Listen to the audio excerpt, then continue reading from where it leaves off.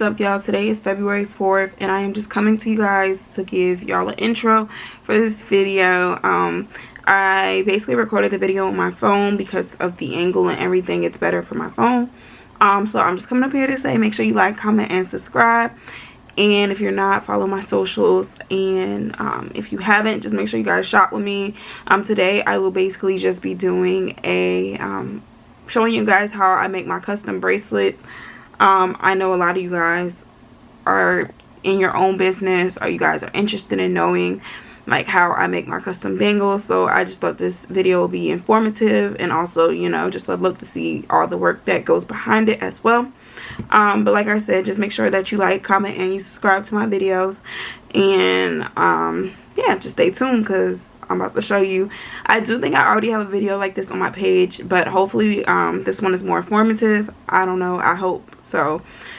Just comment down below and let me know like if it is, if it's not, and then like what else you guys want to see, or what any questions that you may have as well. But alright, y'all, just stay tuned for the next clip. Alright, so first thing I like to do is to take my glass and measure out my picture. So like I said, I don't exactly remember what size these glasses are. You could get all different sizes, but I like to take it and measure out my picture. That way I can see exactly how it's gonna fit. As you see the glasses right there, it might be a little hard for you guys to see. And then what I like to do is to go in with a pair of with a pencil and just trace, because like I said, you're gonna have to cut these out. If you use a 1-inch glass, they do have a 1-inch hole punch that you can just use, which I typically use on my other glass pieces. But for this particular size, they don't have a hole punch out. So you will have to like kind of trace it out yourself. But then after I trace it, I just go with my scissors and precisely try to cut it. Of course, it's going to be hard to cut a complete perfect circle, but it's okay because you can go back in after and just clean up any additional pieces that you may have.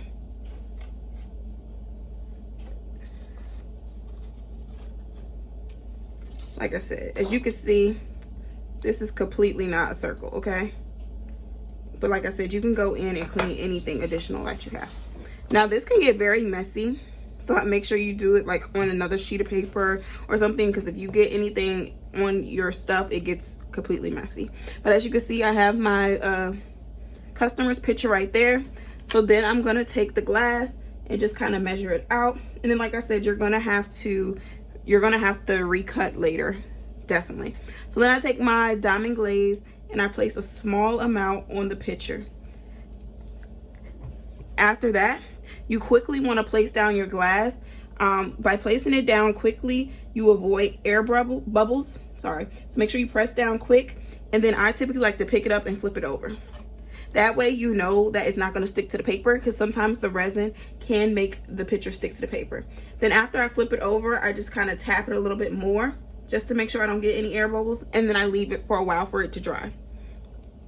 And then I'll just move on to my next picture, since I do have a whole bunch to do for this customer. So then you just honestly repeat the steps all the way around. So I'm going to take my glass and measure out my picture. Then I'm going to take my pencil and I'm going to trace.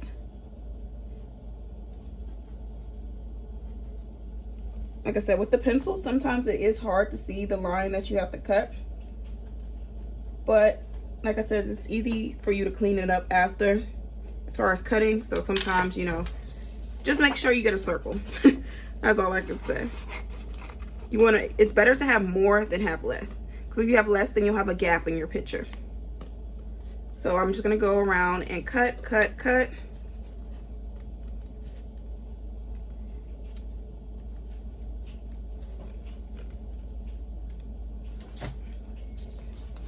And then there you have your second picture. So then what I'm gonna do is the same steps. I'm gonna take my glass and I'm gonna place some diamond glaze right on the center of the picture. And then quickly, I'm gonna place my glass on top of the picture and press down quick to avoid air bubbles. and then I'm gonna flip over. Like I said, you want to do these processes quick because you want to avoid the air bubbles, and you don't want your picture to get stuck to the paper or whatever the case may be. And then you just repeat that step all the way. So as you see right here, let me slide it over. Right here are my 2 pictures sitting drying. So I'm just going to complete this step for all of the rest of the pictures, and then I'm going to come back and show you guys my next steps once I finish, because there's no point in me, you know, talking the whole time doing the same thing, because you're going to see it over and over. So I'm just going to come back to you guys once I finish all of these, so then you can see what the next steps are. All right, so now I have done all of the pictures. So now I'm going to take my Mod Podge and I am going to seal the picture. So basically with this, I just take the Mod Podge and then I use a Q-tip and I just dip it in. And then I just literally go and place it on the back of the picture. And this is to seal the picture, like I said. So I kind of just evenly spread it. You don't want to put too much. You just want to kind of evenly spread it along the picture. And you want to put about 3 coats of this. So I'm going to do probably like 3, like I said. So I will let it sit probably for like 5 or 10 minutes each coat. That way, you know, it's pretty dry. Like I said, y'all, this gets messy. I don't know if y'all can see, but I got glue on my desk, which is not great, but I will get that off. That's why I recommend doing this on like a piece of paper or something, even though like your objects can stick to a paper. Sometimes like that or construction board is good, because then you don't have to worry about messing up like your desk or whatever, because this can get very messy. I've been doing this for like over a year now, and still to this day I make a mess. So, and I'm not gonna say I'm an expert, because I'm far from it, but I'm just saying, like, even me who's been doing this for so long can definitely make a mess. All right. Oh, and then I wanted to show you guys this as well. So this picture right here, I kind of messed up because, as you can see, I cut off, you can't really see. Right here it's glass, and I accidentally cut off the picture a little too much. So you'll see through the picture, and you don't want to do that. You want to make sure, if you have too much, it's fine, because you just want to make sure that it's all the way covered around. So I'm not going to use this one, but I just wanted to show you guys that for proof that even I mess up sometimes. But I'm not, like I said, I'm not going to use that one. I actually did go ahead and redo another one for that. So like I said, I'm going to let these sit for about 5 to 10 minutes. Then I'm going to come in and add another coat, and then let that sit for 5 to 10 minutes, and then come back and add another coat. So then after I do those 3 coats, I will come back and talk to you guys. All right, y'all. So I'm coming back to you guys. So basically, I did that process 3 times. I know I said that I was gonna come back and show you guys, but I just kind of did that off camera, which is just basically applying the Mod Podge to the back of the pictures. So now the pictures are a little harder, I guess you could say, so it's more sturdy. So now what I'm gonna do is get my plates. Like I said, I got all this stuff off of Amazon. My vendor, like I said, also sells it as well, but if you want quick, you can definitely get it off of Amazon. Just my vendor, you probably get more variety, but it's fine. So now what I'm gonna do is just place out my plates, and these are the plates that I am gonna put the pictures on.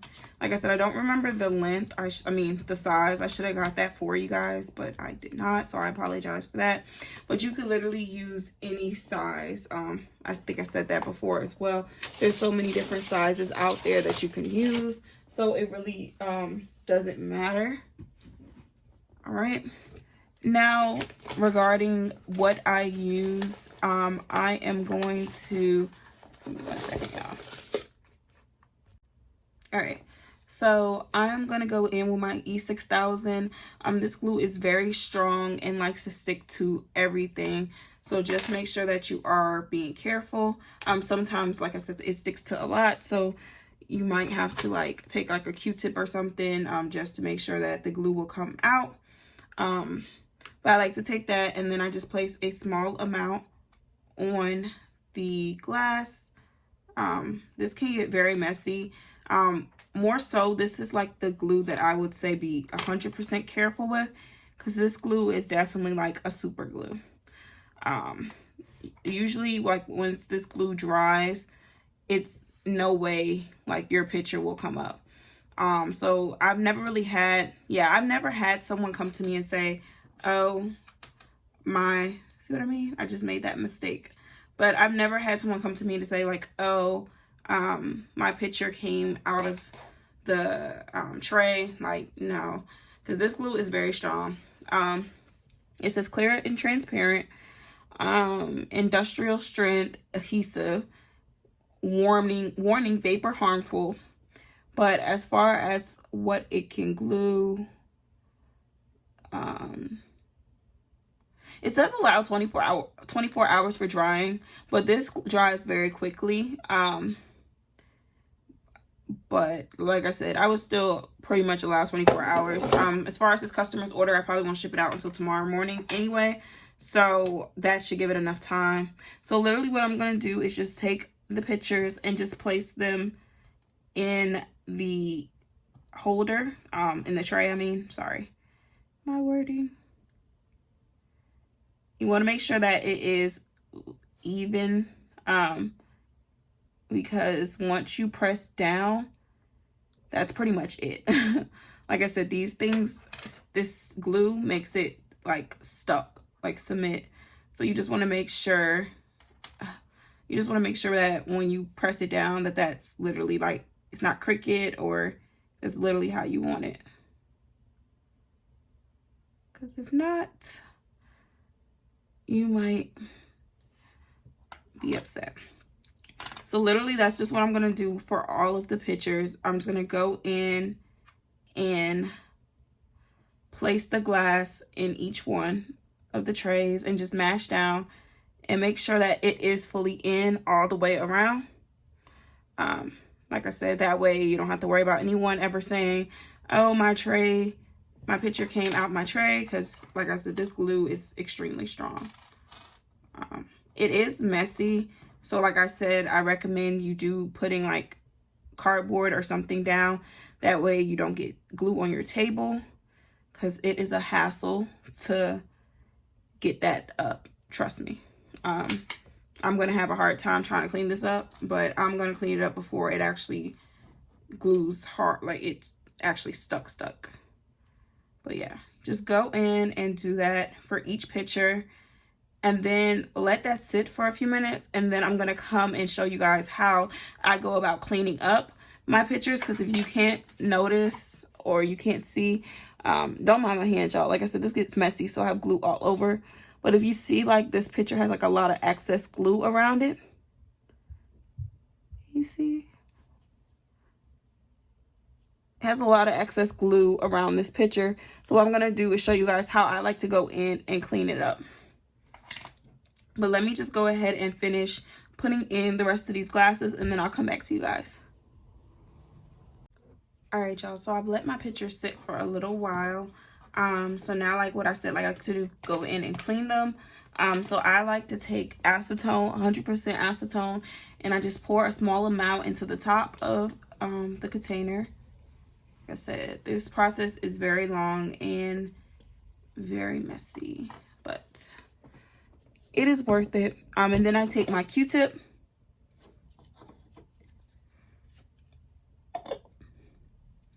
Hold on. All right, y'all. I hope that's a little better. I think my camera was blurry, but like I said, I pour my acetone into the top, and then I just take the picture, and I literally just take the acetone and go around the picture with the Q-tip. Basically, this glue, it likes to stick to the glass, but the acetone helps to make it easier so that you can kind of get the excess glue up from around it. You don't want to soak the glass with acetone because then that can cause for leaking into the picture possibly. So you just want to make sure that, like I said, I use a Q-tip. That way most of the acetone is absorbed by the Q-tip. And I'm just going around and just making sure that I have cleaned out all of the excess glue that might be lurking like around and on the tops. And I literally do that for every picture. Then after I take the acetone, I just go around and just make sure that everything's kind of nicely sealed. All around the edges. Just making sure that it's no glue. Because that's the first thing a customer does not want to see. Is, okay, you got excess glue around my whole picture. And I don't like to knock anyone, because I know when I first started I also had a lot of that problem, but now that I know how to kind of go about it, I try to make sure that I don't leave any glue. I mean, of course some people are human, so it's going to, but a lot of people that I do see that make customs, a lot of times they do leave a lot of glue residue, and I don't particularly like that. I mean, I'm pretty sure it's not meant, they don't really mean it, but just make sure if you do start making your own that you do not leave a residue, because it's definitely not the best quality. But like if you look at this picture, oh, and I take a nice wipe and wipe off any glue as well, because at this point the glue is kind of up, like I don't know how to explain it, but it's more so like you can kind of just rub it off. And sometimes I take like my fingernail and just go around the edges just to get any excess glue off, if you can see, because sometimes it might be a little harder to get it off with the acetone as well. But this picture is pretty much done. Like I said, the process is not that long. So let me just show you guys the final look.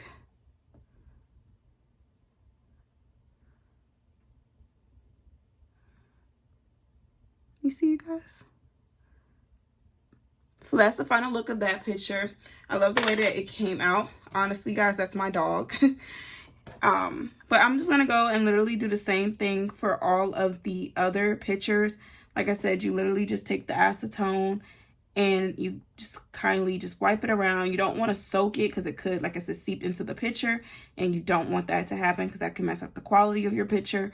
If any water or any harsh chemicals do get in your picture, which it can seep through the sides, it can mess up the picture automatically. So you don't want to do that. You just want to avoid that at all costs.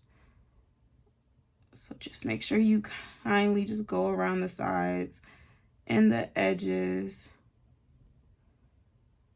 And y'all, this is probably the most, everything else is kind of easy. I would say this is the most tedious part, just because you have to just go in and make sure that it is presentable to your customer. So you just want to double check and just make sure that you are cleaning them off and everything like that.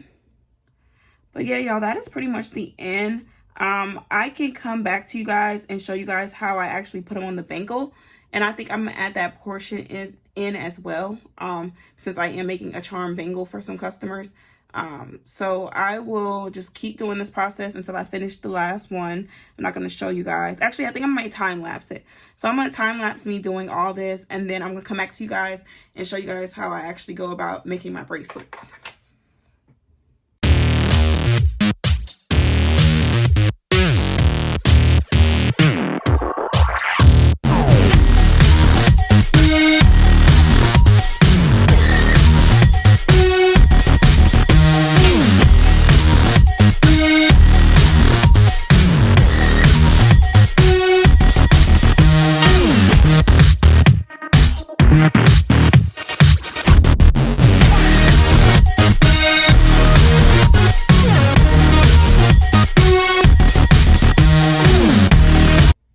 Alright, y'all, so now I'm in my favorite part of the video, which is me making the bracelet.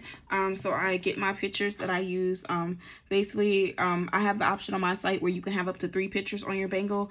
For this particular bracelet though, I'm only doing 1, and I'm going to do a lot of filler charms. So I'm just going to come back in and show you guys once I pick out what color scheme I'm going to do for this bracelet. Okay, so as far as color scheme, I really don't have much to choose from. I need to order some more pieces. I tend to get a lot of neutral colors because typically that's what everyone likes. It's just neutral colors to go with every day. I had a lot of red and pinks, but if you don't know, if you haven't shopped, I also use those on my sweetheart bracelet. If you like these, make sure you go shop. These do not come with any pictures or anything. They're just already made, pre-made bracelets. And they have like pink and silver. I'm thinking about maybe having the option on my page of where you could just buy just a pendant, a picture, so that way you could just add it up there yourself. But I haven't 100% decided yet. But if you think that might be something that you guys might be interested in, just comment down below and let me know. For this particular bracelet though, I think I'm going to stick to the black. Actually, no, I'm going to do blue. So I'm going to do 2 different shades of blue. So as you see, I got these 2. So I'm going to do it like that. This bracelet particularly is a remembrance bracelet. It's for my cousin. So I am going to make it for her for her birthday. So like I said, I'm just going to use all these blues that I have. Like I said, I'm going to order some more, especially because I've been getting in a lot of orders. So I need to order some more. These beads you could also get off of Amazon. My vendor sells them. But like I said, Amazon is definitely your quick friend. So I picked out all the beads basically because I'm probably going to use all these for her set. And then I'm just going to come back to you guys once I put up all these and I get the bracelet out. Okay, so this is the bracelet I'm going to use. As you can see, this is adjustable. I like getting my bracelets like this. That way, there's options to make it tighter or bigger, however you like. And then at the bottom of here, it opens up. It screws off. That way, it gives you the access to be able to slide the charms on. So like I said, I'm just going to go in and add these charms. So you see, I just added my blue. Then I'm going to go in with the opposite color blue. So I have 2 different shades of blue. And then I'm just going to do that. I try to find my flow and my pattern. I also got these extra little filler charms. This is like a baby safety pin. So I'm going to add that up there. And then I'm going to go back in with my other blue. Then I'm going to go back in with my other blue. Sorry, y'all. And I like to just look at it and make sure that I'm kind of spacing them up and proportioning them out good. Let's see. This is like a cute little teddy bear. And as you see, I got a lot of room left on the bracelet. So I just want to make sure that I am, like I said, proportioning out nice. Alright.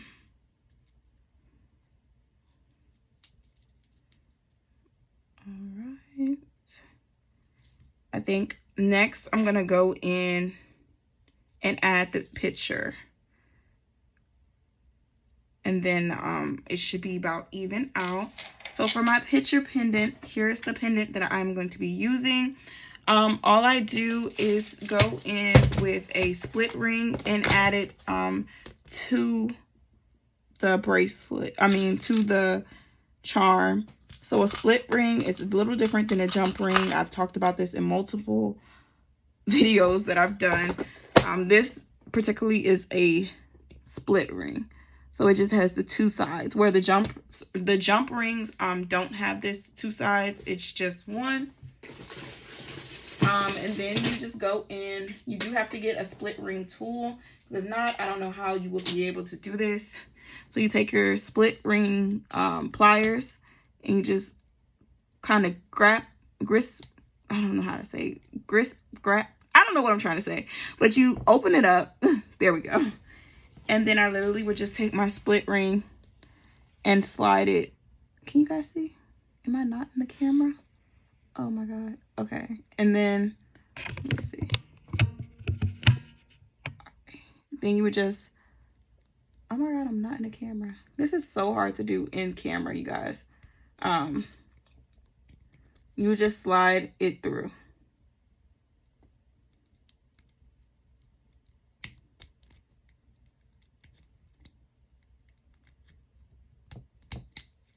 Like this. All right. And then I'm literally just going to go in and slide that on my bracelet like I did all the other ones. You want to make sure that your bracelets are facing the same way though. I typically tend to do that a lot. Like I'll be doing my bracelet and then I'll be like, wait a minute. All these are not going the same way. And then I'm just going to go ahead and fill in the rest with the rest of the filler charms that I do have.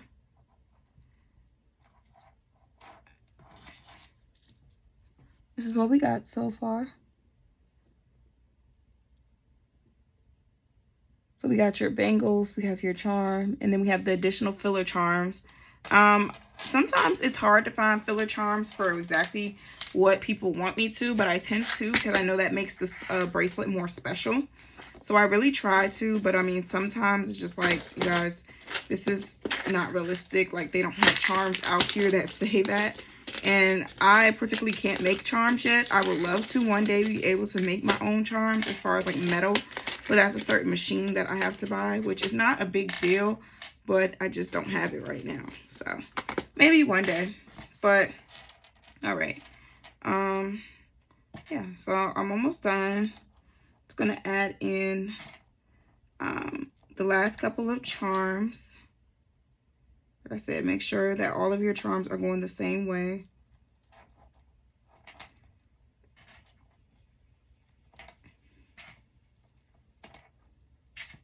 And that is my last charm that I'm going to add on this. Then I'm just going to take the top and you literally just spin it on. So, well, not spin, screw, I guess you would say. Yeah, I got to get better at explaining. I just been doing this for so long, so it's kind of hard to explain it. But you just want to make sure it's tight so none of your charms will fall off. And there you go.